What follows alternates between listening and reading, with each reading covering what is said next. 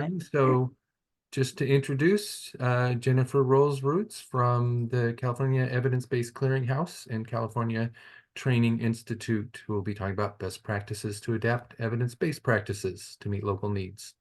Great. Thank you, Michael. Appreciate it. And I also have Jessica Matley with us today from CalTrin, who probably should be delivering this training because she's so much better at it than I am, but thank you for bearing with me. We'll go ahead and get started. And apologies. I think we might have just caught the mailman at my house. So we are here for guidance on adapting evidence-based practices. And we're going to talk about how to best adapt EBPs and existing practices to meet your local needs and kind of how to make adaptations and the best way to go about doing it. And we'll do some practice at the end. So I'm going to go ahead and Jess, if you want to drop that question into the chat, just to get an idea from folks who are here, I'd love to know, what are you looking to learn about today about adapting EBPs? So please feel free to drop that in the chat, what your thoughts are, and I'll kind of reflect back on that as we're moving forward. So I want to make sure that we get you what you need as well. I am going to acknowledge that for some reason, I can't see you guys. I don't know, having some tech issue today. So Jess and Michael are keeping an eye on our participants, and we'll keep an eye out if hands get raised or anything. Yes. So interested to know what other EBPs others are considering. Great. Okay. All right, let's take us away. So our first, we're going to talk about what an EBP is. We're going to talk about what adaptations are. We'll talk about how adaptations can affect results of evidence-based practices in general.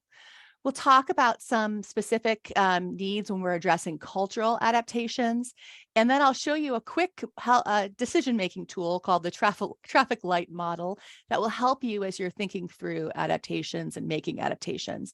And then at the end, we're going to do a little practice on adaptations. Either we'll do some things in the whole group, and we'll break out into some small groups so you can kind of work through thinking about making adaptations. Just taking a look at some of the comments people put in here. Thank you. Ensuring fidelity and making sure the EBP is culturally responsive. Thank you, Alma. That's definitely the key. How do we balance fidelity versus fit? And we're going to talk about that. Applying a cultural lens. Clearly, cultural adaptations are key for this group. And we're going to give you a couple of examples of programs on the CEBC that have been culturally adapted and how they did that. Specific things that have been helpful. Okay. Context of training providers and engaging communities. That's a key part of any adaptation, is community engagement and active community involvement. We'll talk more. Full fidelity. Okay. We got some questions. All right. So this is perfect. These are exactly the sorts of things we're going to cover. So I'm feeling good. All right. I'd like to get us started by talking about, well, first, what is the CEBC? The California Evidence-Based Clearinghouse. We are funded by the state of California Office of Child Abuse Prevention. And as we show here, we really have two missions. Initially, we started out just as a program registry. And then what we realized is that it wasn't enough just to provide information. We also agencies and staff needed help on how to select the most appropriate programs to meet their needs, and then how to implement those. So really two different steps: picking the best fit and then actually putting it into practice. And the reason we need both of these is because evidence-based practice is not one size fits all. I like to think about it like medications. So we have many different medications that are approved, to treat high blood pressure, or we have probably hundreds of different antibiotics that are approved for use, but it's not one size fits all. One medication may not work for a specific individual. And that doesn't mean the medication doesn't work. It just means it didn't work in that particular situation for that person. And so evidence-based practices, the types of psychosocial interventions we talk about in our work, are very similar. Just because it didn't work in one case doesn't mean it didn't work. You might need to find a more appropriate intervention for that particular situation. So what is an evidence-based practice? And I would always say it starts with the question of what you're trying to achieve. So evidence-based for what? And that's really why on the CEBC, our programs are arranged in topic areas. What are you trying to achieve? Once you figure that question out, and usually you know what what the result is you're trying to accomplish, then you go and look at the programs that have evidence. So what programs have been shown to be effective to address that particular issue? Okay. And on the CEBC, we define an evidence-based practice as actually three things coming together. So we pulled this from an Institute of Medicine, so a medical model, but I think it fits pretty well. So let's talk through what each of these are. We've got the best research evidence, being consistent with family and client values, and then the best clinical experience. And really, when all three of those come together, you've got a true evidence-based practice for the needs that you're trying to address. A little bit more detail in each of those. First, you've got research evidence, and that's what the CEBC brings. That's what other registries like the federal FFPSA Clearinghouse bring. There's actually dozens of registries in all different areas, but it allows you, registries and clearinghouses allow you to get kind of streamlined information about the evidence level for particular programs without having to go and read all the literature, find all those research articles, and so on. So you can use registries and clearinghouses to help you see what research evidence exists.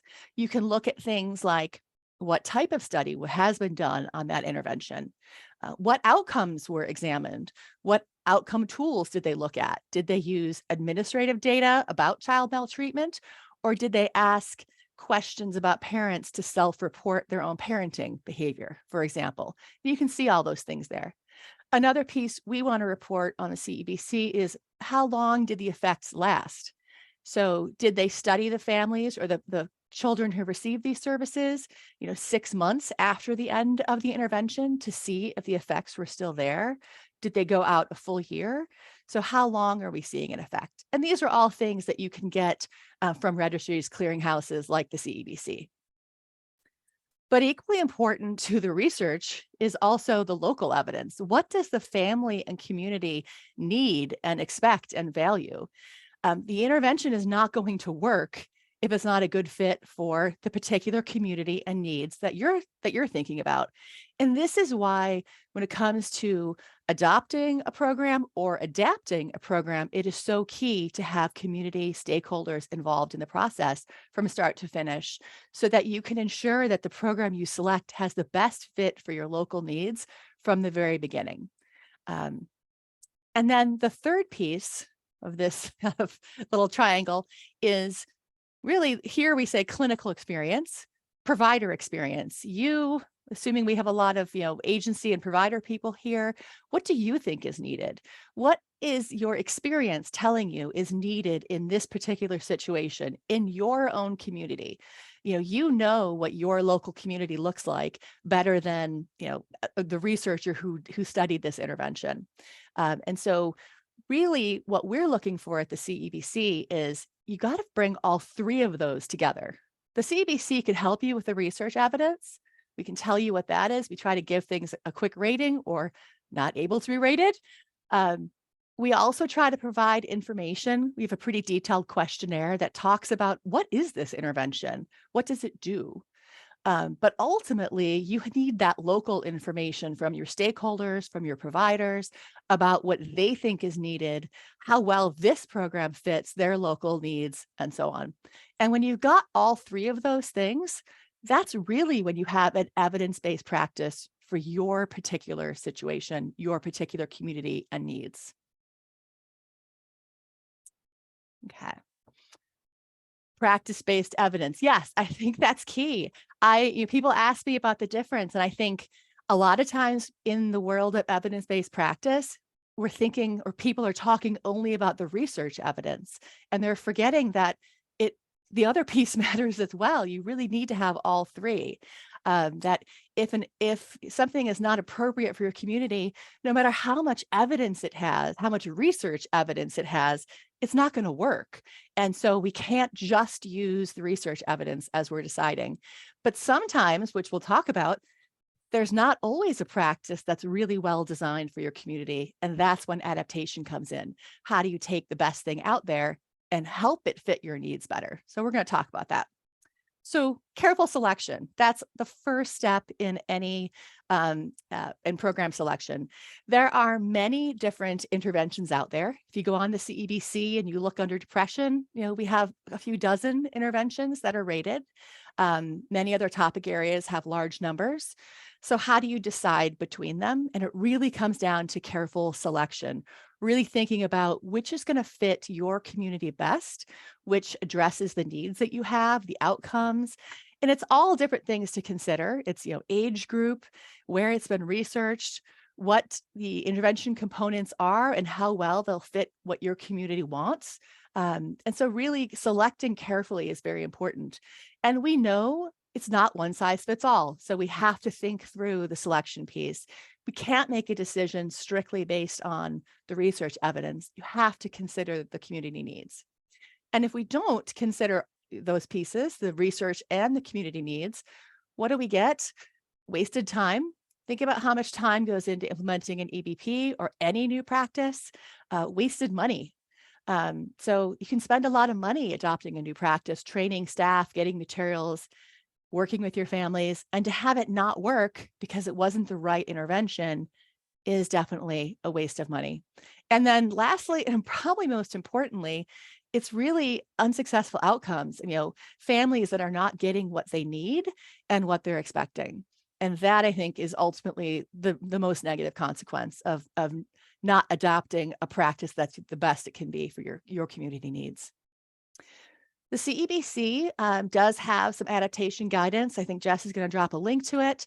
Assuming we have mostly California folks here, I do want to point out that, yes, you can download the guide, but the state also funds the CEBC to provide technical support. So we're available. And Jess, I don't know if you want to drop our email address. We're info@cebc4cw.org. But we can also meet with you individually if you have questions. Thank you, Jess, for doing that. We really want to be as much support as we can. We'll talk later on about why working with the developer is also very important. But if you've got basic questions with your CPP planning team, individual questions, please feel free to reach out and we can, set up a Zoom call or a quick phone call and try to help you think through what the appropriate next steps would be. There's a guide, but I certainly do not think that just having that guide is enough to really help you through the process. So we found pretty good success having 1 or 2 phone calls with counties and agencies to try to help them see what they really need. Oh, thank you, Jess, for the reminder. Yes, we're funded by the state. All of that is free for folks in California. Okay. All right. So let's move on to really what you came for. What is an adaptation? Pretty obvious. It's really any change that you make to a program. And the first thing I want to point out is every time you adopt a new program, you adapt it in some way. So we're going to talk about adaptation really being a continuum. Everything gets adapted either in a tiny bit or a lot, and we'll talk about the reasons for that. And when it comes to adaptation, we're talking basically about 2 main areas. One is the content, which is what you're delivering in the intervention. And then also the implementation, how it's delivered, who delivers it, how many sessions in the home, many different things. And so we'll talk about those. Okay. But I like to try to keep adaptation very simple. And so we're going to start by talking about cake. I have just spent way too many months watching the Great British Bake Off. I don't know if any of you are into that show. So cake seems like a really good analogy for adaptation, and we'll talk through why. And that cake looks good. I'm sorry that we're doing this right before lunch. So yes, thank you. Hopefully we'll get you out in time to have a break right after our session. All right, so cake. Really, let's talk about a couple things when it comes to cake. First one is core ingredients. And I'm going to ask you guys to use the chat, or if you want, you can come off mute.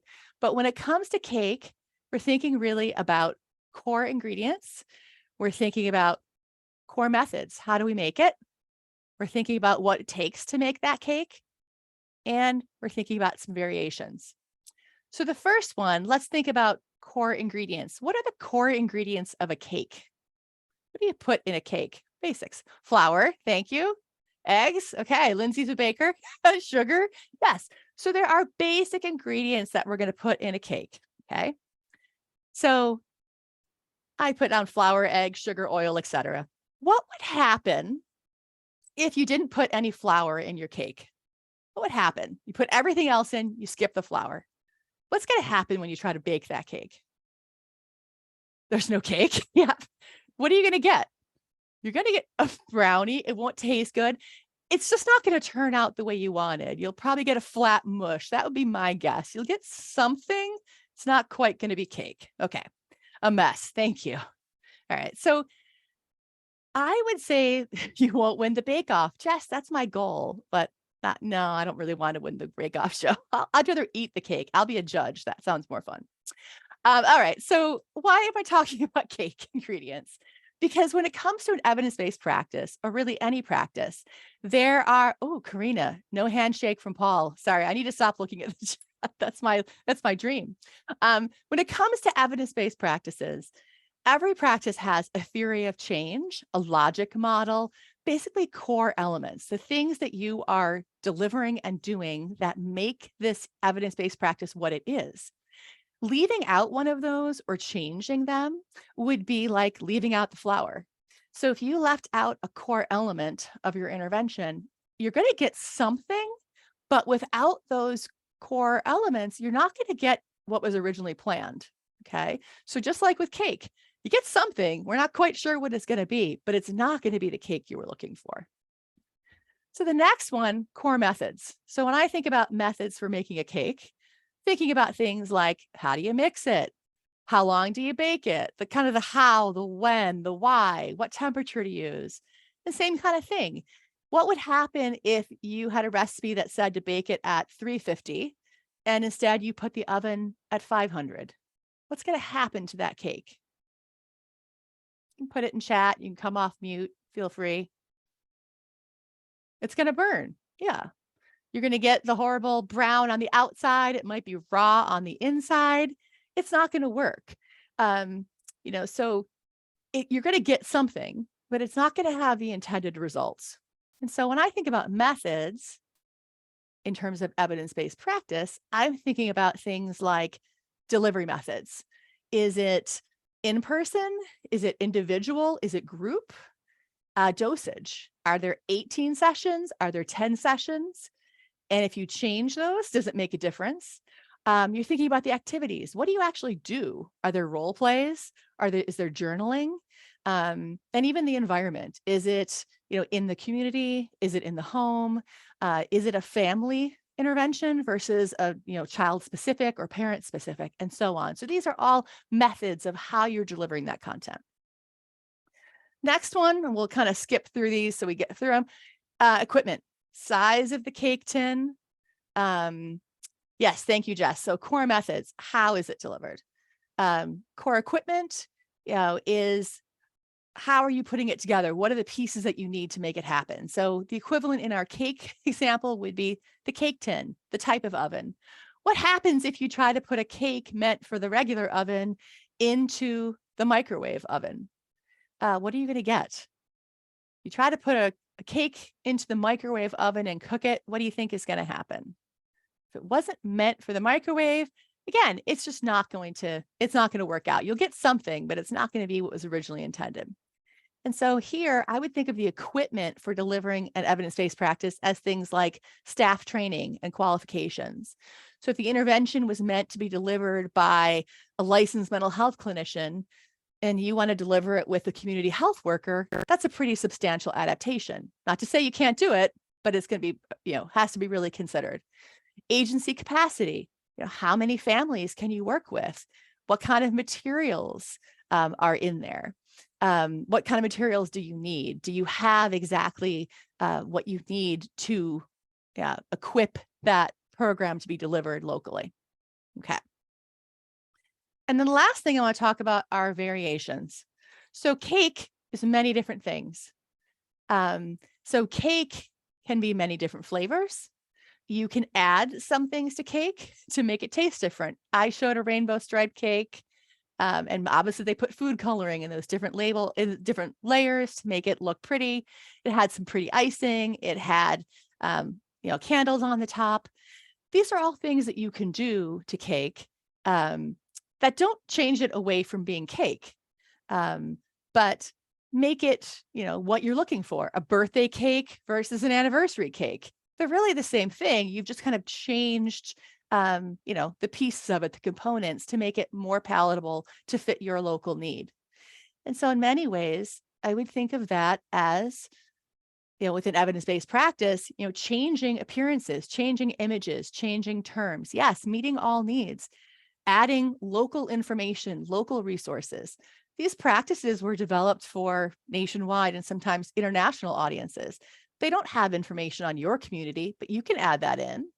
You can bring in staff that represent your local community better, culturally representative staff if you're targeting a specific audience. These are all things that help to address that local need without fundamentally changing it away from cake. Okay, so I'm going to have you use the chat for this one. Let's think about why adaptations get made. What are some of the reasons that you have found for needing to adapt your programs? Let's see what folks have put in here. What are the reasons? Culture? Yep, definitely. And I like to remind people that culture is extremely broad. Culture can be race, ethnicity, language, gender identity, socioeconomic status, so many different things. And we're going to talk through those in some of our examples later. Size? Yes, that is definitely an issue. Community fit, relevancy, age. Perfect. All right. So I think what we're really getting at is that we make adaptations to better fit local needs. Your community has a certain culture, but you also have funding constraints of how many, people you can serve and how many sessions you can provide. And if it's a group intervention, you might only have a room that holds so many people and so on. There are issues locally that you will have to consider as you're adopting a program and adapting it. Usually we're making adaptations so the program is more engaging.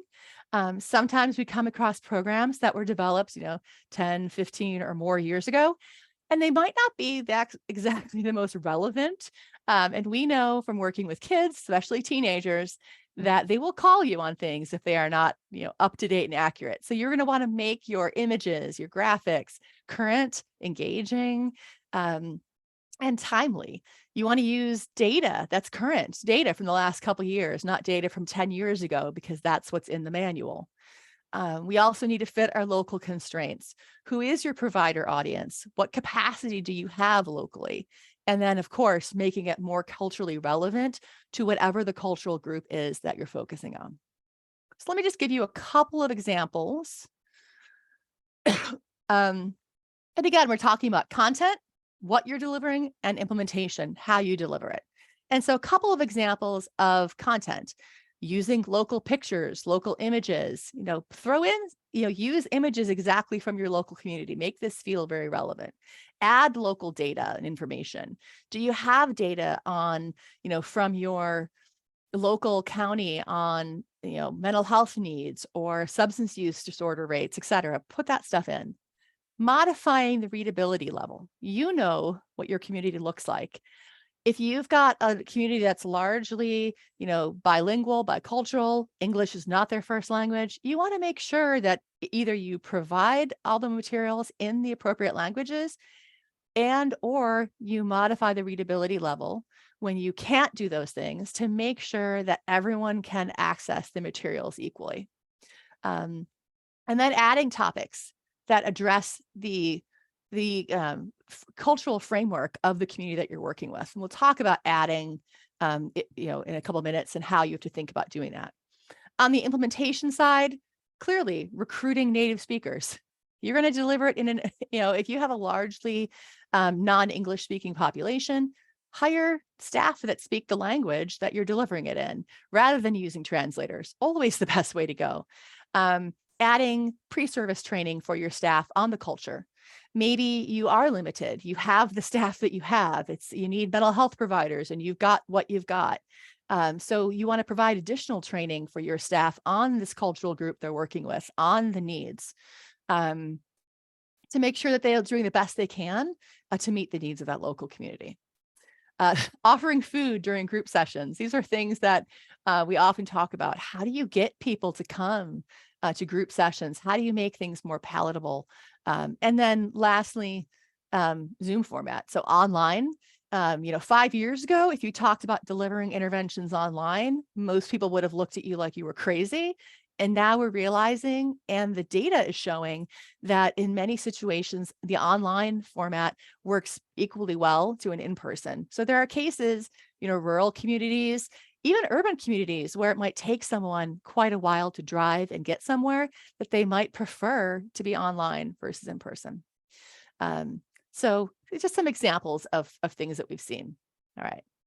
So I mentioned earlier that adaptation is a continuum. And so what we've got here is you've got your evidence-based practice, 100% fidelity, you're following the manual to the letter, all the way to you've adapted everything and it is totally a new program. Well, I would argue what you're really looking for is kind of somewhere more towards the middle, maybe a little closer to original EBP. So, 75% fidelity. And you're thinking about fidelity versus fit, and it's always a struggle between the two. So fidelity is delivering it exactly as it was designed and tested.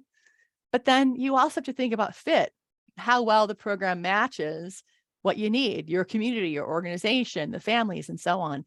And so there's always going to be a kind of a play between the two to make sure that you're balancing fidelity and fit without really changing that evidence-based practice too much. And we'll talk about how to know when you've gone too far. So why are we worried about this? Well, we know that the more you change a practice, the less likely you are to get those results that the research studies show, use to show that it worked. Just like with the cake, the more you change away from that recipe, that original program, that original item, the less likely you are to get something that looks like that picture of that pretty rainbow cake that we saw. And really what you want to focus on, however, is changing those core elements. So what are the fundamental things to your practice that you can change? Oh, sorry, what are the fundamental things that you cannot change? And then what are the pieces you can change to help be more, be more culturally relevant, to have it fit better without changing those fundamental practices. And I'll go back to my cake analogy for a few minutes here.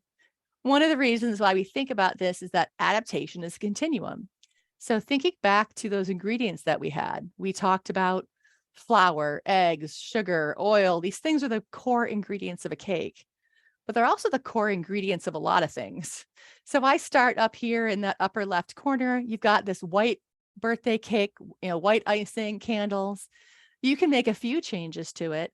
And now, you can add some chocolate, change your icing. Now you have a chocolate cake, still really a cake, but it's your niece's birthday and she loves chocolate. So you're going to make those changes.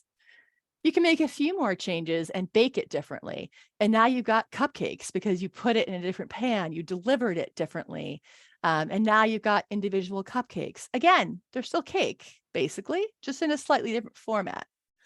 You can take it even further. Now you've still got chocolate, but they're chocolate chip cookies. You've changed the ratios of those ingredients, and now you've got something different. You've got a cookie, not a cake, similar, a little different. And you can keep going even further. The more you change that process, you could end up with pancakes. And then at the very bottom, you can end up with a pie. So, but if you keep changing those methods, the equipment, the techniques, all of those things it will start moving you. And I think you would clearly see you've got cake on one end. It's still something sweet, Christina. I'm not going to turn any of these down. But if your original goal was cake, your original program was cake, and you end up with a lemon meringue pie, you've gone pretty far. Yes, the more you change and adapt, the further you move away from whatever that original program was. Okay. All right. So hopefully you're not all too starving and we can get through some of this. So how do we adapt an EBP? All right. I'm certainly not saying don't adapt. The reality is everybody adapts. Okay. Everything has to be adapted in some way. But the key is how to do it, and it's to go about it in a thoughtful, planned way. So first, use a team process. And this is essential even as you're determining what program you want to adopt. A lot of people here are hopefully involved in their local CPP, their planning teams. You've been aware of that team process, but anytime you're selecting a new intervention, you always want a team process. And in this case, it's key to have community stakeholders, families that you'd be involved with, members of that cultural group, tribes, the LGBTQ center, whoever you're working with, make sure you get the right stakeholders actively involved at the table. Okay. You also want to consider potential adaptation needs when you're selecting a program. So if you're looking at that list of, I think we mentioned, depression interventions, maybe there's 10 rated programs that you could pick from. Which of those actually fits the best exactly as it's designed? So as you're going through your selection process, you're thinking about what can we implement that's going to need the least amount of change to begin with.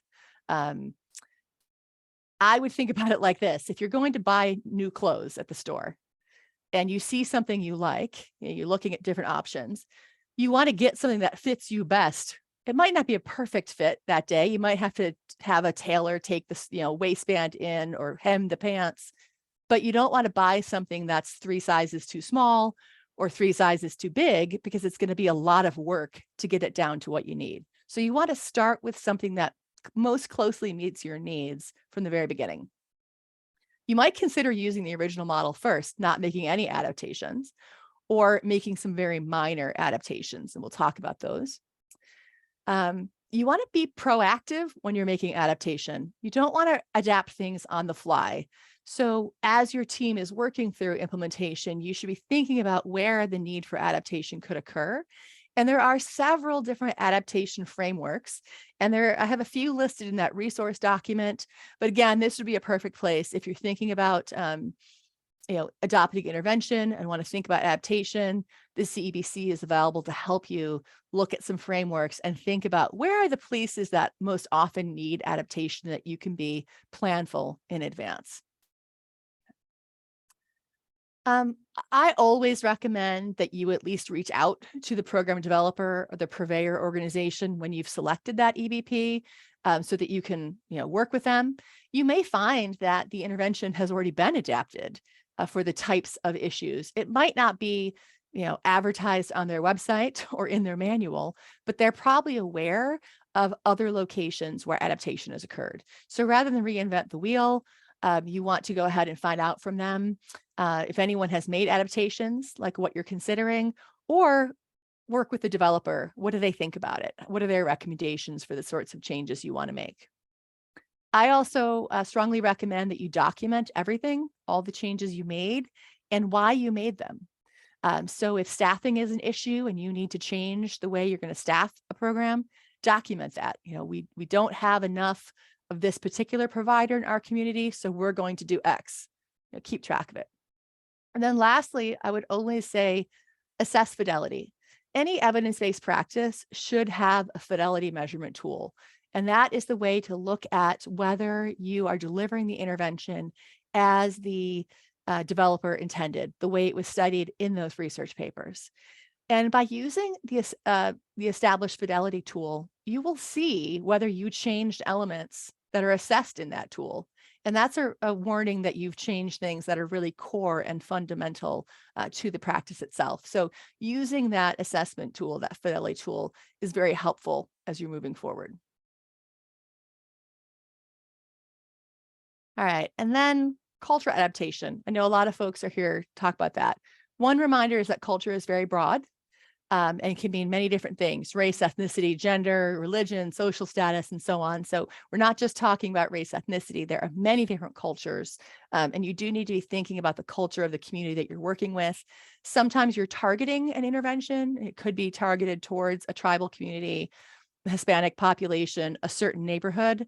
And so you can, do some really intentional thinking about what that needs to look like.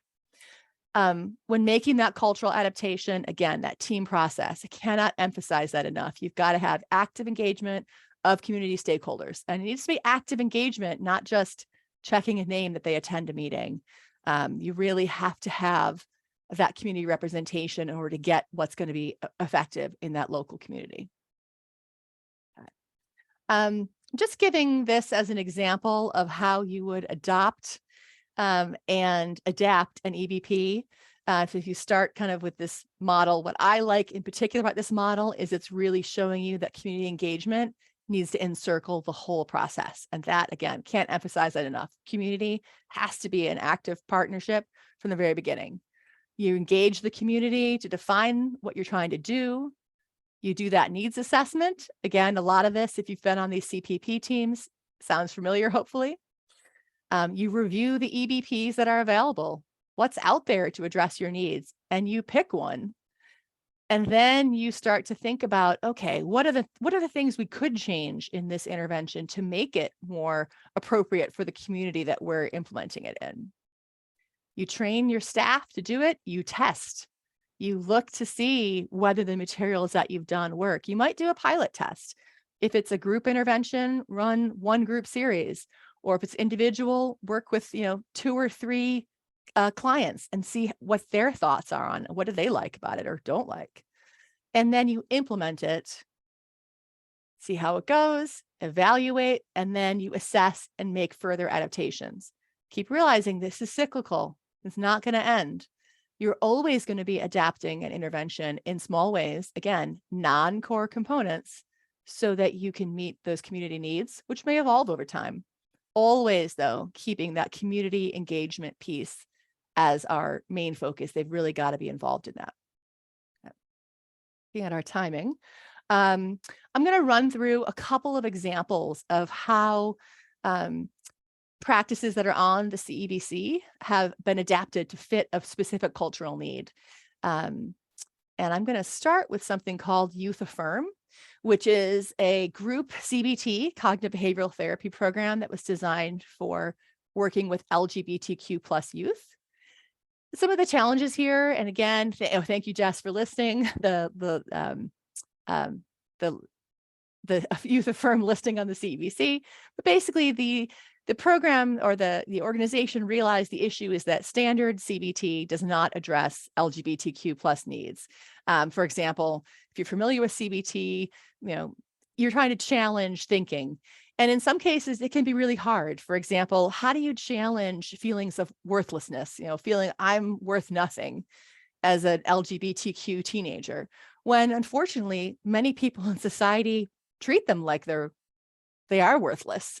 And that's the kind of message they're getting on social media and in public, et cetera. So you can't just address that through standard CBT. You really need to have something that's more specific to the culture of that community. There's also very little data on LGBTQ outcomes in standard CBT. And this is a problem for many cultural groups. And it really comes down to numbers. First of all, many studies don't even ask about LGBTQ plus status when they're collecting data on their subjects. Most interventionists don't even want to go there.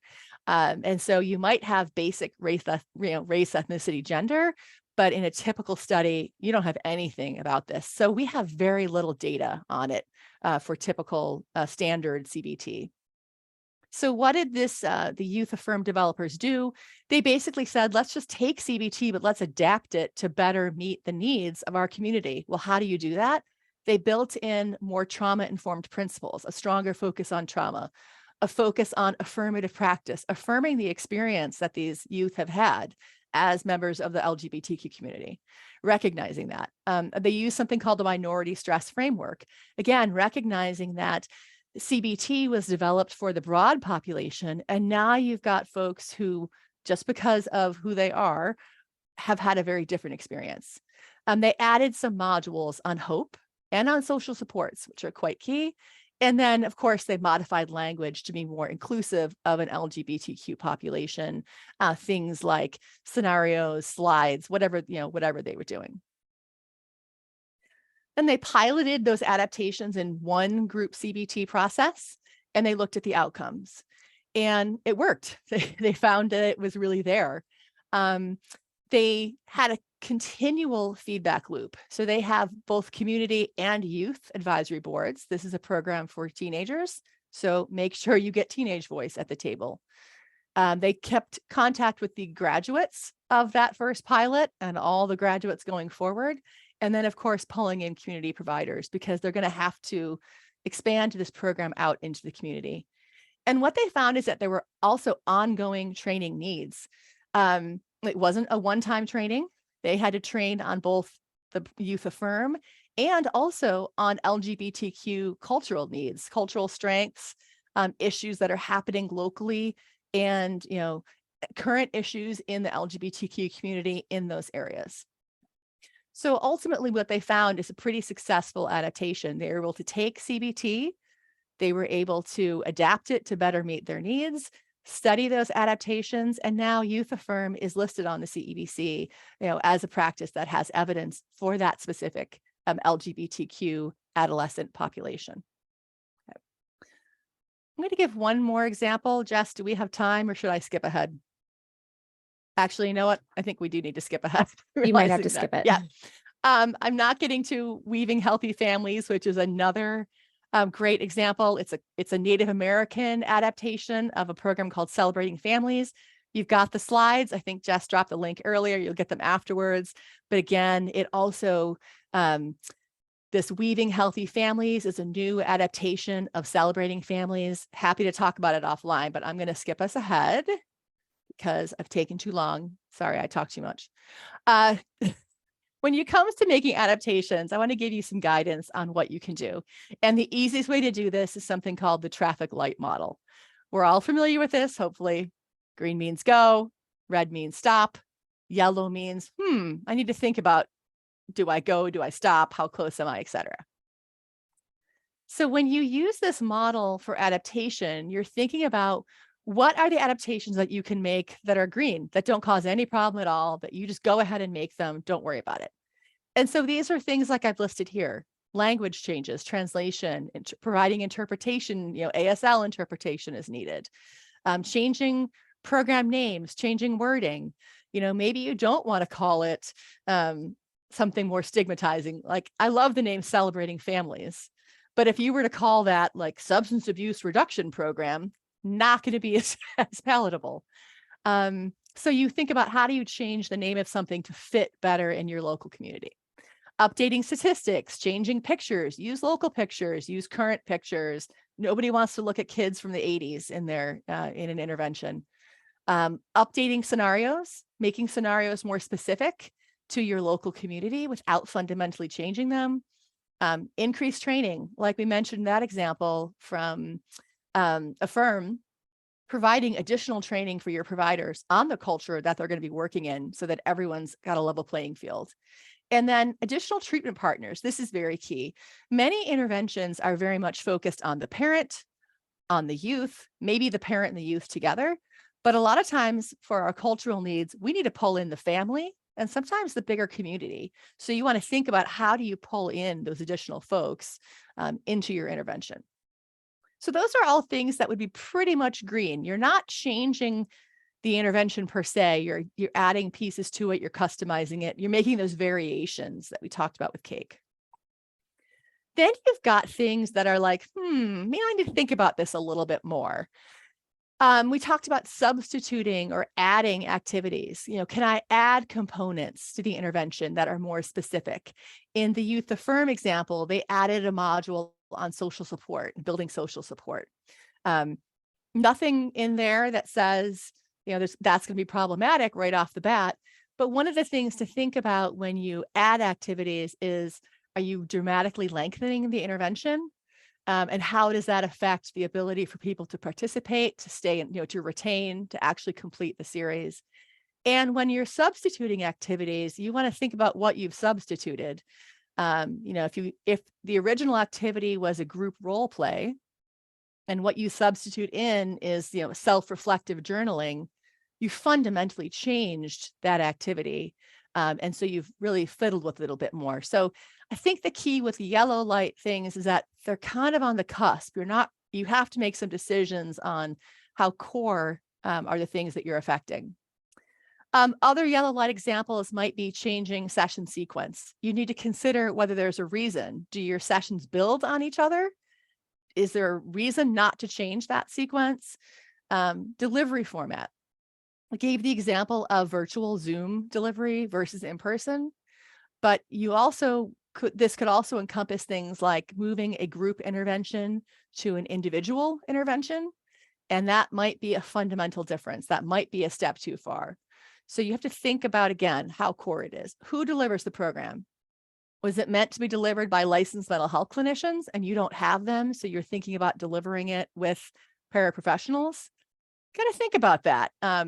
If you're going from parent partners, or maybe what before was community health workers, and now you want parent partners to deliver it, less of a stretch, but you, again, need to think about what the impact could be on the intervention. And then lastly, changing treatment length. Some of our interventions that are EBPs are they can be long. Let's just admit that. Some of these take a very long time. You've got home visitings that take 3 years. You've got mental health treatments that take you 18 sessions, 20 sessions, et cetera. So thinking about what the impact would be of changing your treatment length, and how are you going to do that? What do you have to cut out to do that? So not don't do these, but do these with caution and really think about what you're changing. And then lastly, what I would say, red light. These are things you don't want to do. You don't want to delete core components. You don't want to delete entire sessions or entire activities. There is usually a reason that stuff is in there. And so you really need to be very cautious about cutting anything out altogether. Cutting the timeline, cutting the dosage. And then I also want to point out making major changes to a target population. For example, you wouldn't want to take a program designed for teenagers and use it with 5 to 8-year-olds, primary level students. And you wouldn't want to do vice versa. Don't take an intervention that was designed for grade school and use it in high school. It's not really going to work because fundamentally they're so different. So again, removing key learning activities, eliminating activities, especially those that allow participants to personalize risk or practice skills, is really going to be red light. This is going to change fundamentally what you've done. So when you're thinking about adaptation, what you always want to do is make the smallest amount of change necessary to meet your needs. Could you make a yellow change instead of red? Instead of cutting an activity, could you modify it to fit your population better? Instead of cutting dosage, can you adjust the timing of program delivery? So how do you, think about what you want to change and then think about, okay, how could I do something similar, but that doesn't affect the core components quite as much? Another piece I would always say is when it comes to adaptation, consider using the original model first and evaluating it. So if you're thinking about cutting activities or cutting out components, try using them first and seeing what the impact was. You can always, again, it's continual adaptation over time. You can always have that discussion afterwards.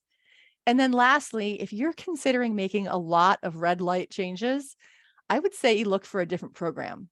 To me, that's a sign that the intervention you've selected is probably not a good fit for your local needs, and that you might want to go back and look for a model that better fits your needs before you make large, substantial changes to the intervention. Okay. All right. We're about to go into some activities. I'm looking at time. We've got about 20 minutes, right? We have about 20 minutes. Okay. I think I'm going to do a couple of these just so the group gets a test. And then I think instead of doing the breakouts, maybe we'll just talk through one of the scenarios. How does that sound time-wise, Jess? Sounds great. Okay. All right. So let's practice using the stoplight model. And please feel free to drop in the chat. I'm giving you an example. I want you to tell me if this is a red, yellow, or green light adaptation. So you're updating your lesson with images that reflect the culture of the community and participants. What do you think? Drop it in the chat. Yeah, we clearly got this. Okay. This is a change that you should make.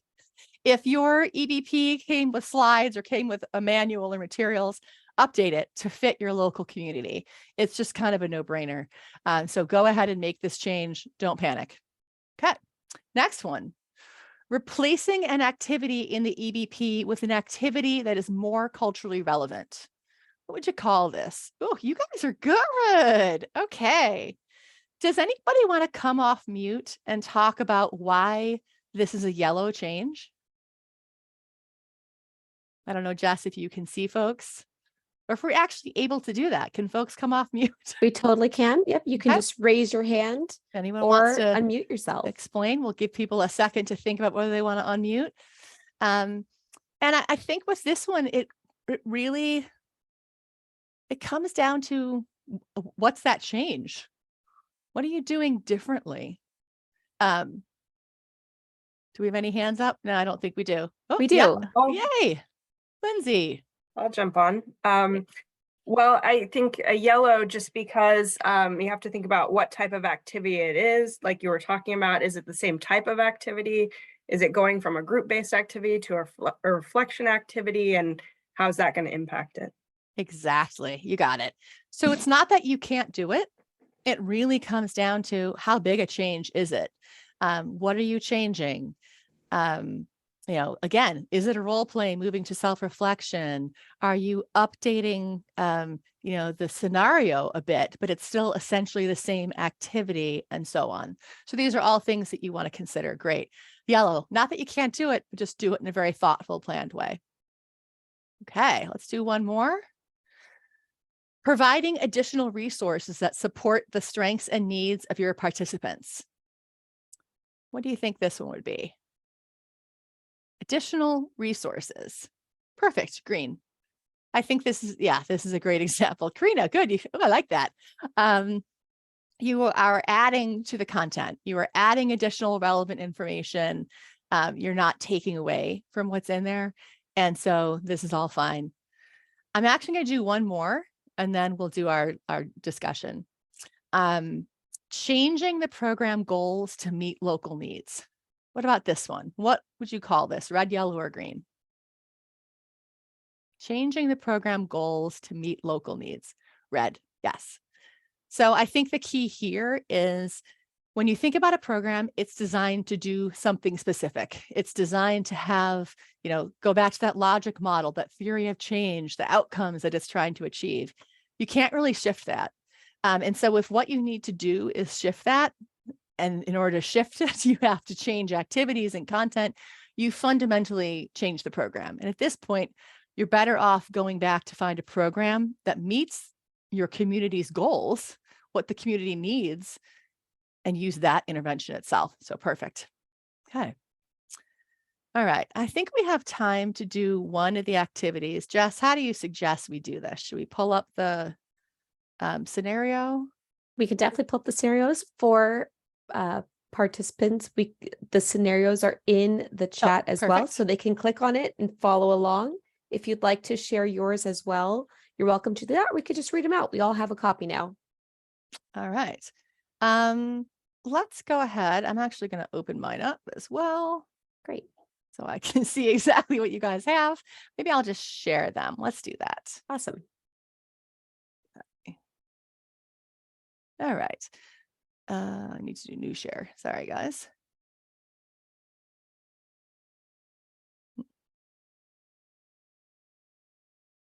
Thank you. Let me come over here. Here we go. Okay. All right. For a second, I can see you all. That was very exciting. We can see that. Good. All right. Excellent. Thank you. So I'm going to just pick one of these. So we talked about LGBTQ example, and the other example that I had in the slides is Native American. So let's go ahead and pick scenario 2 to talk through as a group. So let me just read that. Your organization is preparing to implement a family-based program in your community that has a high population of Mexican American families.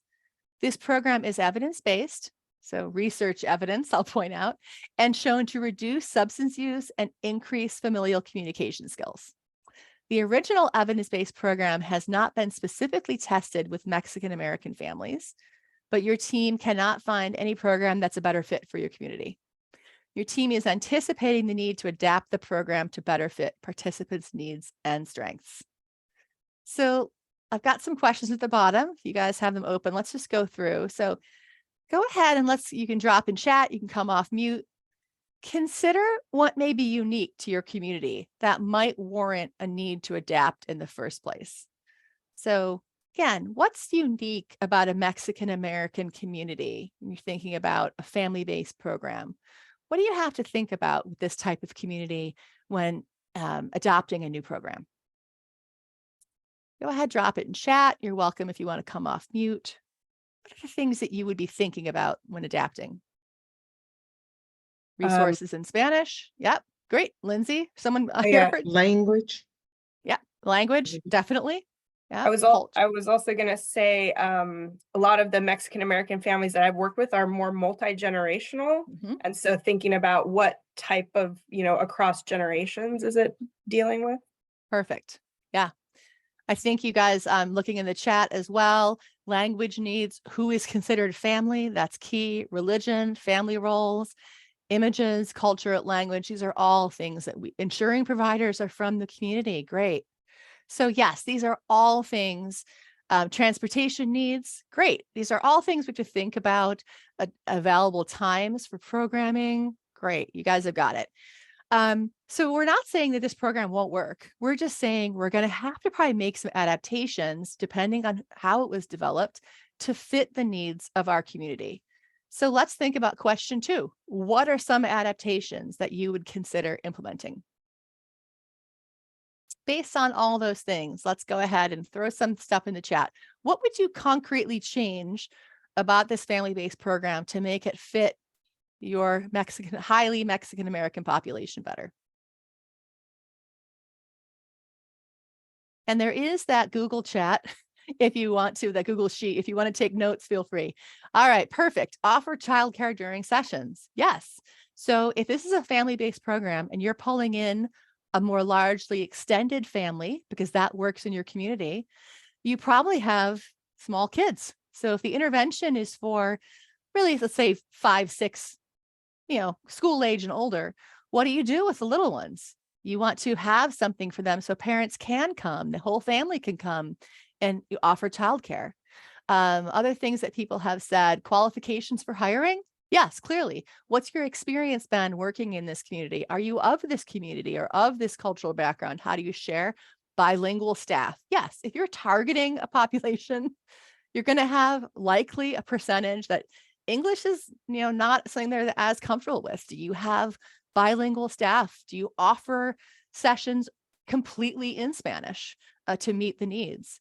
Again, it's going to be a little bit different. You might find that youth are more comfortable in English, grandparents more comfortable in Spanish, and so on. But again, meeting that local need. Availability of the service and program outside of business hours. This is key. If you're doing something family-based, it's pretty much going to have to be after work hours or on the weekends. You've got to figure out a time that works for your community. It could be a case of where you'd go for something more virtual, or where you might offer dinner. You'd have, you think about what your community is expecting. Okay, other stuff that we've got here. Sorry, clicking through these. A safe place in your community to hold the program. Yes. What's the community center? Could you host it someplace locally? Is there a community organization, a school, a church where you could, that's palatable and comfortable for for this community to meet there? Support local business. If you have to pay a small fee, is that worth it to encourage the local community? Yes, very local. I think we're getting good.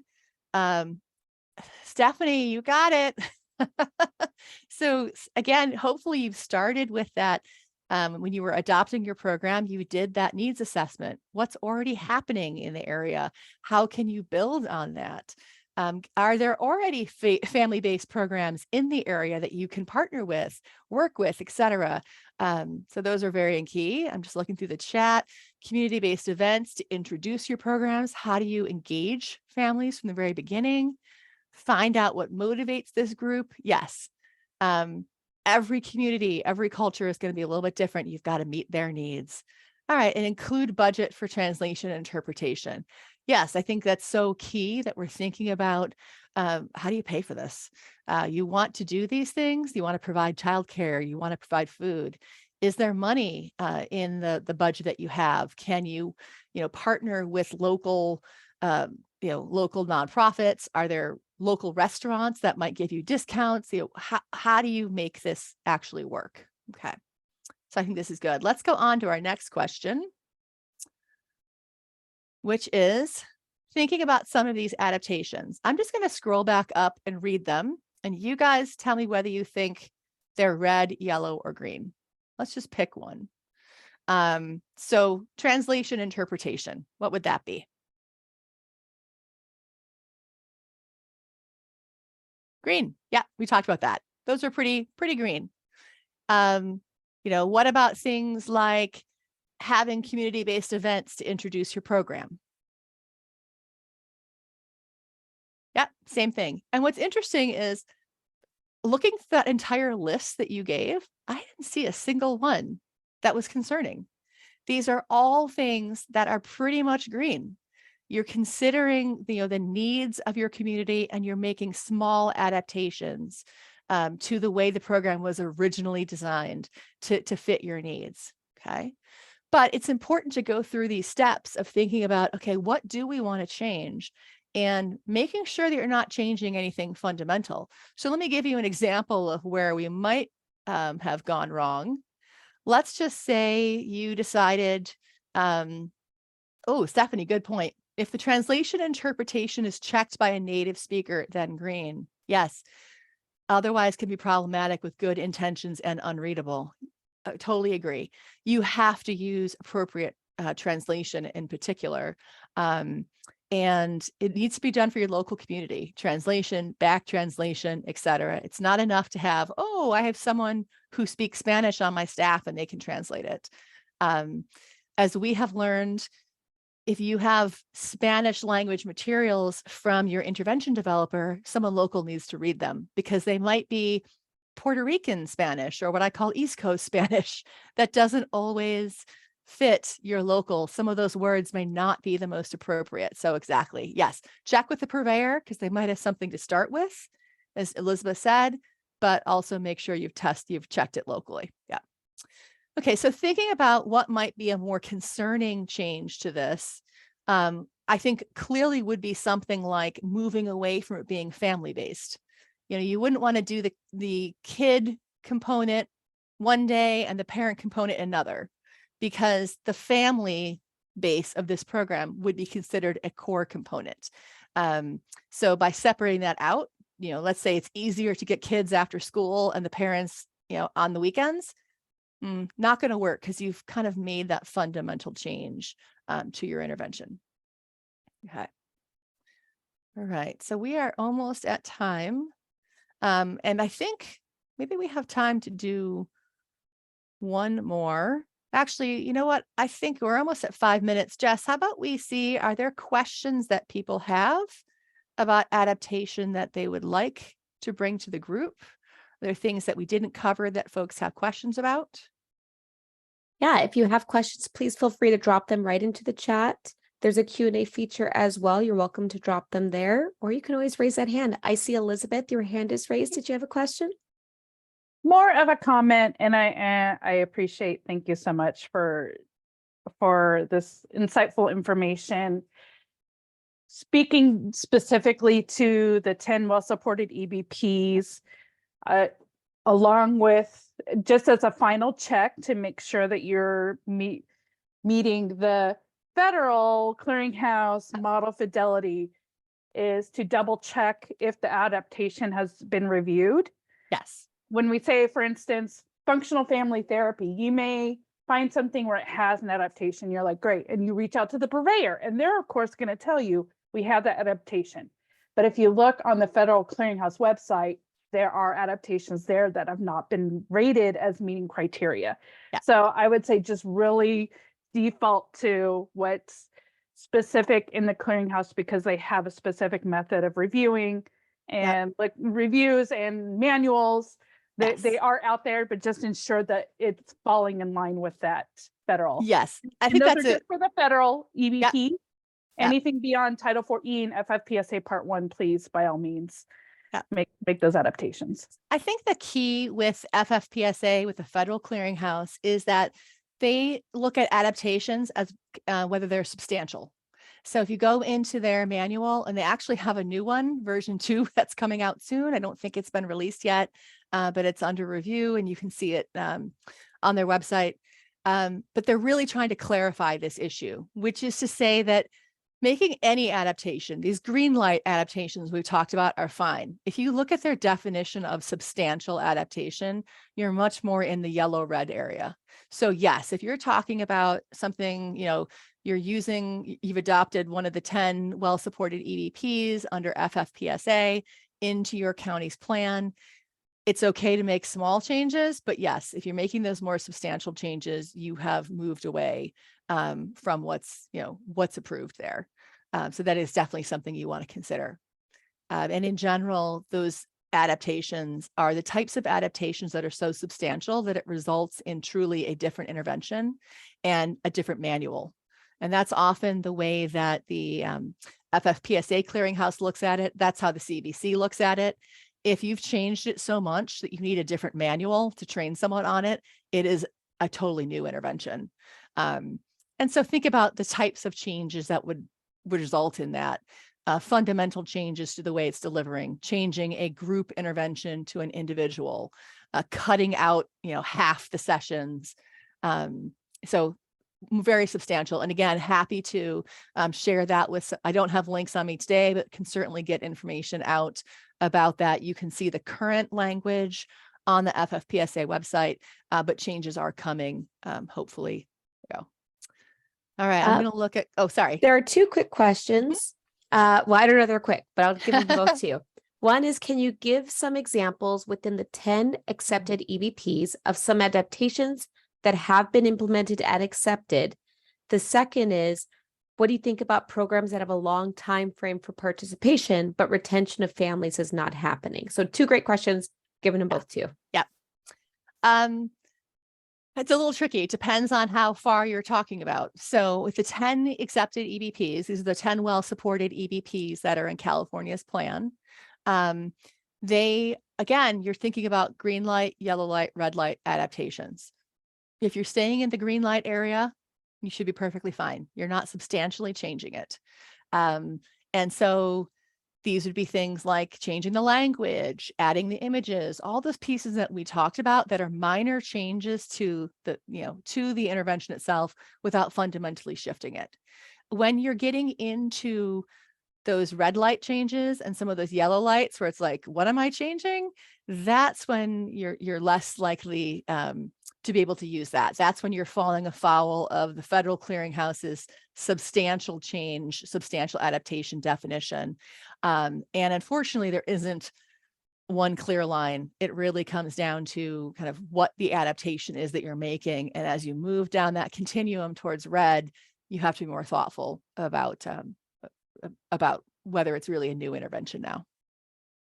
And did you address when there's a longer? No, let me get to that one. Okay. Longer time frame for participation but retention of families is not happening. So this might be a time that you would think about, can you shift some of the time frame? You don't want to take an 18-week intervention and try to run it, in one weekend, because there's likely a reason why it was spaced out. But could you do it in 9 weeks instead of 18 weeks? Could you, lengthen the session and offer fewer numbers of sessions? So it's thinking about, what you can change without making it fundamental, making a fundamental change. I mentioned the home visiting pieces earlier. Many of those home visiting programs are intended to go for 3 years. That's a fundamental piece of the program, because think about the child development needs across those first 3 years. They're intending you to work through all of those stages. That's something that you likely cannot adapt. Okay. I think we're pretty much at the end. So we are at time. I Yep. know that this session was scheduled until noon. Michael, do we need to do any wrap up? I've got a couple questions. I would love, if you want to reach out to us at the CEBC, please feel free, and I'll get back to you individually. That's great. Yeah, I saved a lot of the chat in Word if you need to get it back to any of the questions.